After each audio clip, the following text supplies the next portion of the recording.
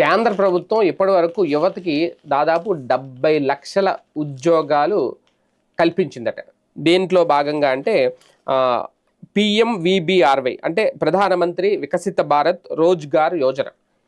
దీని ద్వారా దేశవ్యాప్తంగా ఇప్పటివరకు 70 లక్షలకు పైగా ఉద్యోగాలను సృష్టించారు అనేది ప్రధాని నరేంద్ర మోడీ చెప్పారు.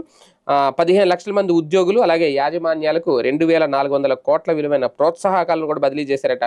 ప్రభుత్వం అలాగే యువత పరిశ్రమలు కలిసి పనిచేస్తే ఉద్యోగాల కల్పన అనేక రెట్లు పెరుగుతోంది అన్నారు. PMVBRY పథకం కింద లబ్ధిదారులకు సామాజిక భద్రత లభించిందని చెప్పుకొచ్చారు.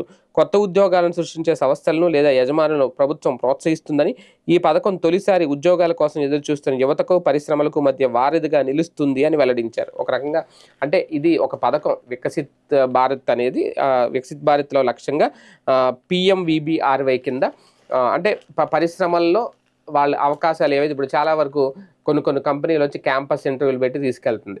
అంటే ఇవి ప్రభుత్వ ఉద్యోగాలు అంటావా అంటే ప్రభుత్వ ఉద్యోగాలు అయితే కాదు ఖచ్చితంగా. కాకపోతే ప్రైవేటు ఉద్యోగాల్లో నేరుగా